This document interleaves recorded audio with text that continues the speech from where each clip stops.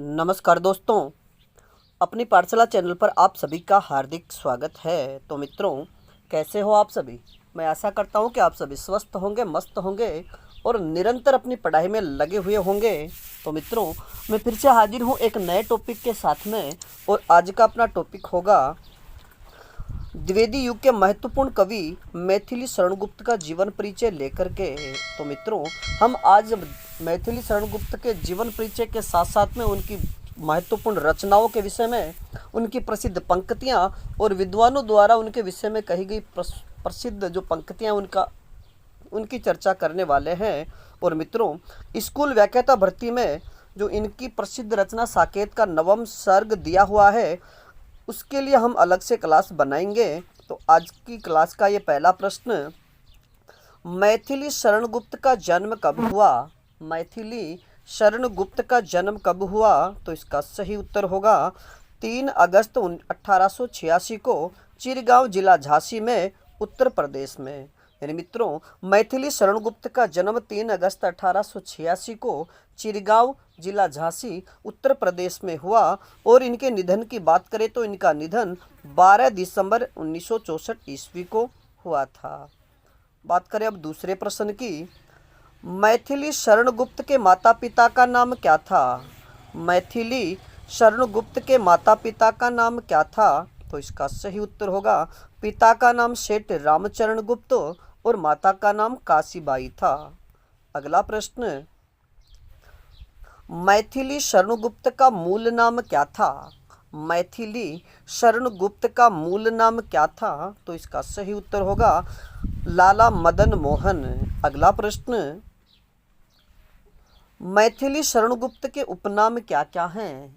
मैथिली शरण गुप्त के उपनाम क्या क्या है? तो इसका सही उत्तर होगा, मित्रों यहाँ पर मैथिली शरण गुप्त के जितने भी उपनाम हैं उन सभी को मैंने यहाँ पर लिखा है। तो एक बार आप इनके सभी उपनामों को याद कर लीजिएगा। तो सबसे पहले उपनाम की बात करें तो स्वर्णलता, दूसरे नाम की बात करें तो ऋषिकेश, इसके बाद उन्होंने मधुप नाम से भी रचनाएं लिखी, और मधुप नाम के बाद इन्होंने नित्यानंद के नाम से रचनाएं लिखना शुरू किया।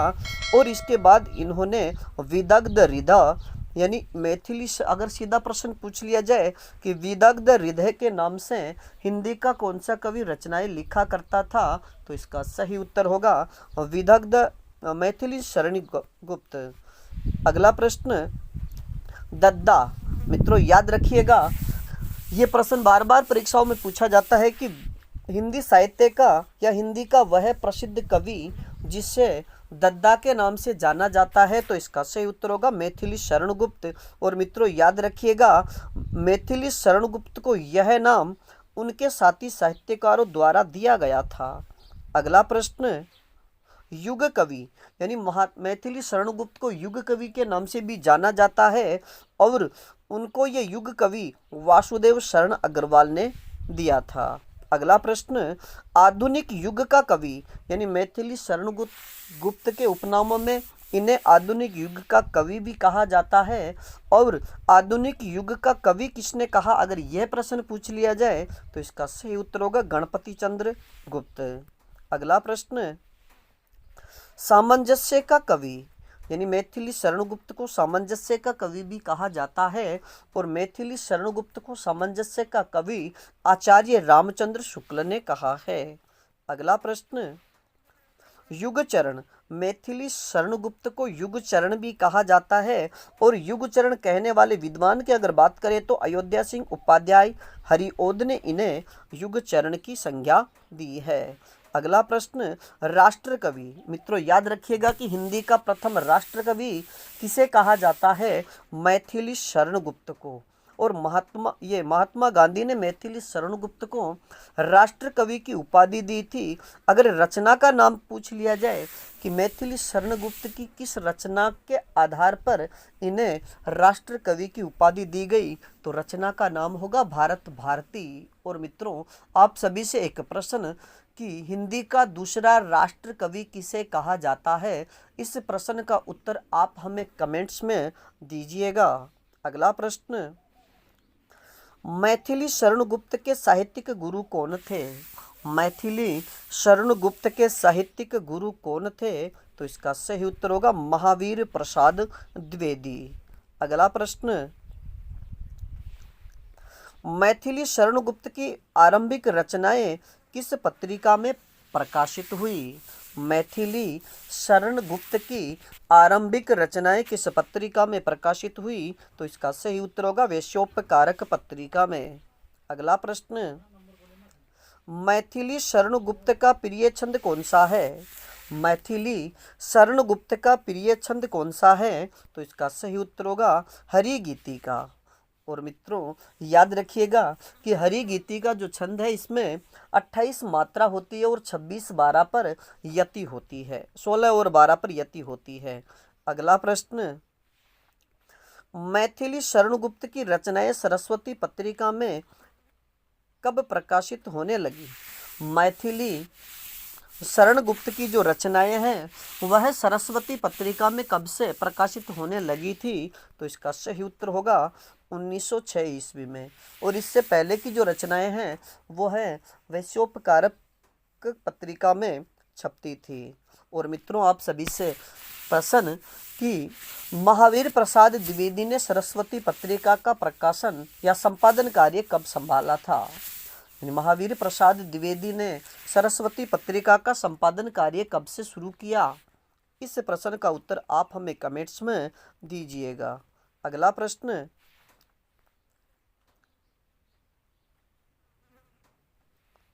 मैथिली शरण गुप्त ब्रज भाषा में किस उपनाम से रचनाएं लिखते थे?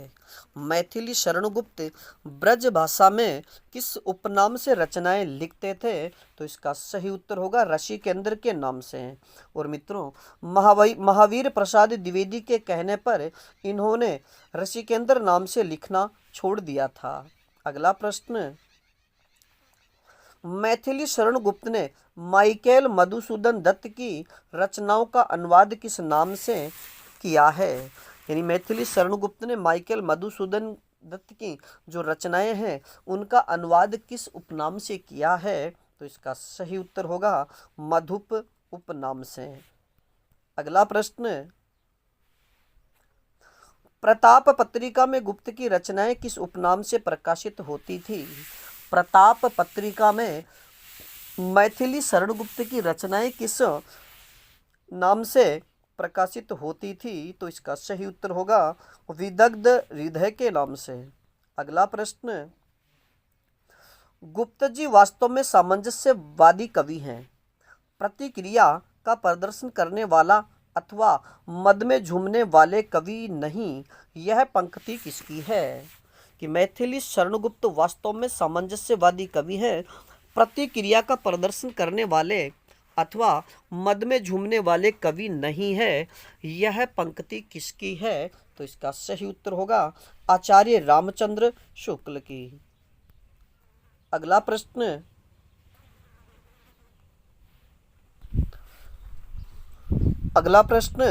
भारतेंदु के समय में स्वदेश प्रेम की भावना जिस रूप में चली आ रही थी उसका विकास भारत भारती में मिलता है। यानी भारतेंदु युग के समय में स्वदेश प्रेम की भावना जिस रूप में चली आ रही थी उसका विकास भारत भारती में मिलता है, यह पंक्ति किसकी है? तो इसका सही उत्तर होगा आचार्य रामचंद्र शुक्ल की। अब बात करें आज के अगले प्रश्न की, युग इनके कंधों पर बैठकर आज इतनी दूर आया है। युग इनके कंधों पर बैठकर आज इतनी दूर आया है, यह पंक्ति किसकी है? तो इसका सही उत्तर होगा माखनलाल चतुर्वेदी की। अगला प्रश्न, मैथिली शरण गुप्त की खड़ी बोली में प्रकाशित प्रथम कविता कौन सी है? मैथिली शरण गुप्त की खड़ी बोली में प्रकाशित प्रथम कविता कौन सी है? तो इसका सही उत्तर होगा हेमंत, जो 1905 में प्रकाशित हुई थी। ये प्रश्न भी बार बार परीक्षाओं में पूछा जाता है। अब बात करें आज के अगले प्रश्न की, गुप्त जी का प्रकाशित पहला काव्य ग्रंथ या पुस्तक कौन सी है? अगर आपसे प्रश्न पूछ लिया जाए कि मैथिली शरण गुप्त की प्रकाशित पहली पुस्तक कौन सी है, अगर पुस्तक न देकर के पूछ लिया जाए ग्रंथ कौन सा है, तो उत्तर एक ही होगा, रंग में भंग, जो 1910 में प्रकाशित हुई। अब बात करें आज के अगले प्रश्न की। गुप्त जी की आराध्य पुरुषों से संबंधित प्रमुख काव्य कौन से हैं? यानी मैथिली शरण गुप्त की आराध्य पुरुषों, यानी जितने भी हमारे यहाँ के प्रसिद्ध पुरुष हैं और उनके जीवन पर या उनके जीवन से संबंधित किसी भी प्रसंग को लेकर के गुप्त जी द्वारा लिखी गई प्रमुख काव्य कौन से हैं? तो मित्रों यहाँ पर जो जितने भी काव्य दिए गए हैं इन सभी को आप याद रखिएगा। तो सबसे पहले काव्य की बात करें कि राम से संबंधी, यानी राम से संबंधी इन्होंने कौन से प्रसिद्ध काव्य लिखे हैं? तो राम से संबंधी एक तो साकेत, एक पंचवटी और एक प्रदक्षिणा। यानी साकेत, पंचवटी, प्रदक्षिणा ये राम से संबंधित काव्य हैं। अगर कृष्ण से संबंधित काव्य की बात करें तो द्वापर, कृष्ण से संबंधित काव्य की चर्चा करें तो द्वापर, यानी मैथिली शरण गुप्त का जो द्वापर काव्य है ये भगवान श्री कृष्ण से संबंधित है। वैष्णव भक्ति संबंधी अगर काव्य की बात करें तो विष्णु प्रिया, विष्णु प्रिया इनकी जो प्रसिद्ध रचना है ये वैष्णव भक्ति संबंधी रचना है। और अगर बौद्ध मत संबंधी रचना की बात करें, यानी बौद्ध मत से संबंधित रचनाओं की बात करें तो यशोधरा और अनग, यशोधरा और अनग बौद्ध मत से संबंधित रचनाएं हैं। सिख धर्म संबंधी रचनाओं की बात करें तो गुरुकुल, यानी मैथिली शरण गुप्त द्वारा रचित गुरुकुल रचना सिख धर्म संबंधी रचना है। और इस्लाम संबंधी, अगर इस्लाम धर्म से संबंधित रचना की हम चर्चा करें तो काबा और करबला, काबा और करबला इस्लाम धर्म संबंधी रचनाएं हैं। अब बात करें आज के अगले प्रश्न की। मैथिली शरण गुप्त के प्रमुख प्रबंध खंड काव्य कौन कौन से हैं? मैथिली शरण गुप्त के प्रमुख प्रबंध खंड काव्य कौन कौन से हैं? यानी काव्य दो प्रकार के, एक तो प्रबंध काव्य और एक मुक्तक काव्य। तो जो प्रबंध काव्य हैं उनमें भी खंड काव्य और महाकाव्य, तो हमें तो देखना है प्रबंध काव्य हैं लेकिन वो खंड काव्य हैं, तो वो कौन कौन से हैं? तो मित्रों सबसे पहले काव्य की बात करें तो रंग में भंग, जो 1909 में रचित और 10 में प्रकाशित हुआ, और हिंदी विश्वकोश के अनुसार ये 1909 में भी प्रकाशित हुआ था। अगर जय द्रथ वध की बात करें तो ये 1910 में प्रकाशित हुआ। शकुंतला की बात करें तो ये 1914 में प्रकाशित रचना है। और अगर पंचवटी की बात करें तो 1915 में रचित रचना है, यानी पंचवटी 1915 में प्रकाशित हुई। किसान की बात करें तो ये 1916 में। यानी मित्रों ये सारी की सारी रचनाएं, एक इनकी तिथि भी आप याद रखिएगा, और ये सारे के सारे प्रबंध खंड काव्य हैं। शेरंद्री की बात करें तो 1926 में प्रकाशित रचना है। बकसहार की बात करें तो 1927। वन विभाग की बात करें तो ये 1927 में प्रसिद्ध प्रकाशित काव्य है। शक्ति की बात करें तो ये 1927 में प्रकाशित काव्य है।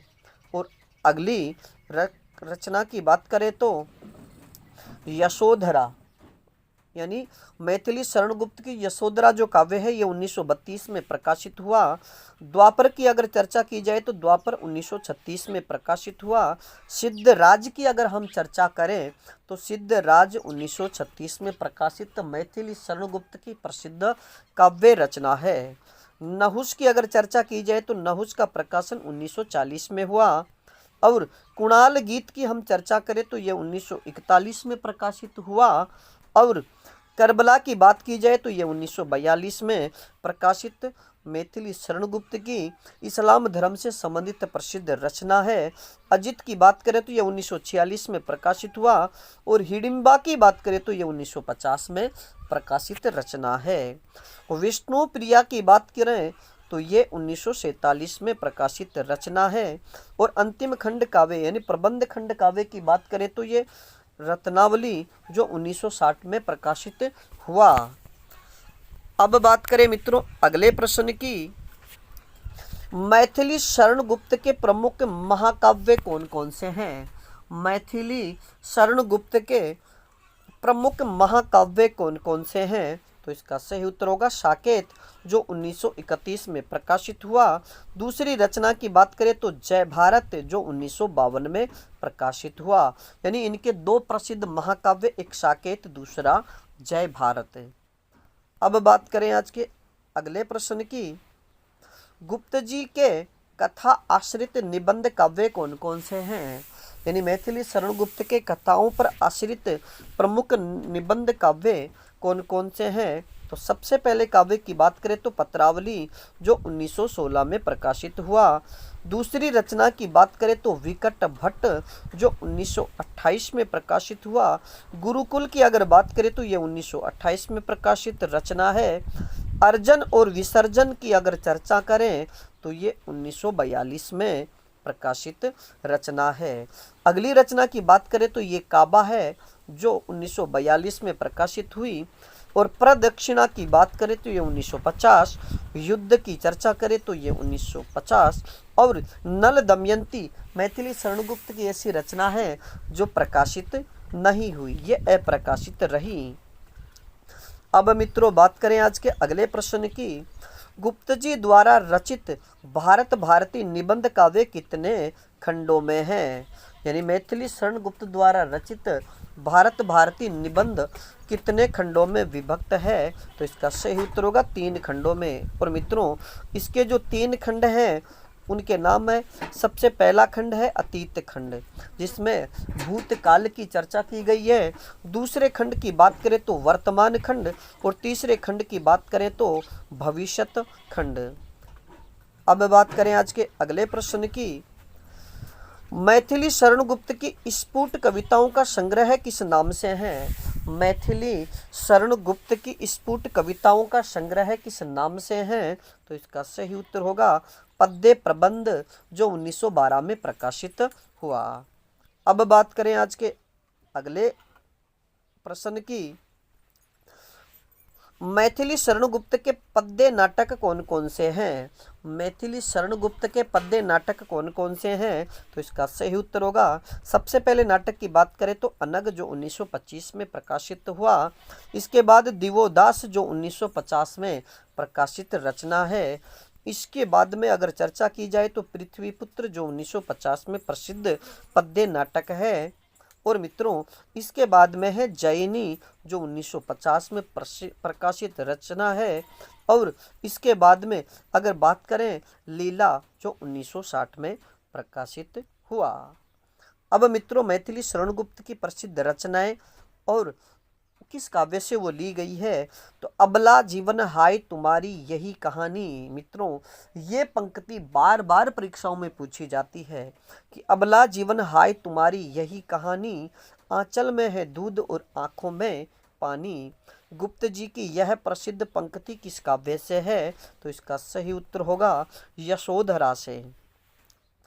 अगली पंक्ति की बात करें तो संदेश नहीं मैं यहाँ स्वर्ग का लाया, संदेश नहीं मैं यहाँ स्वर्ग का लाया, इस धरती को ही स्वर्ग बनाने आया। गुप्त की यह पंक्ति किस काव्य से है? तो इसका सही उत्तर होगा साकेत से। और मित्रों आज की कक्षा की यह अंतिम पंक्ति, और अंतिम पंक्ति की हम चर्चा करें तो क्षत्रिय सुनो अब तो कुयश की कालिमा को मेट दो, निज देश के जीवन सहित तन मन तथा धन भेंट दो। यह प्रसिद्ध पंक्ति किसकी है? कि क्षत्रिय सुनो अब तो कुयस की कालिमा को मेट दो और निज देश को जीवन सहित तन मन तथा धन भेंट दो। यह प्रसिद्ध पंक्ति किस काव्य से है? तो इसका सही उत्तर होगा भारत भारती से।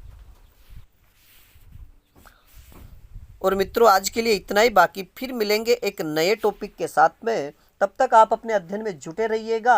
और इस श्रृंखला में किसी प्रकार की त्रुटि हो तो आप हमें कमेंट्स में बताइएगा।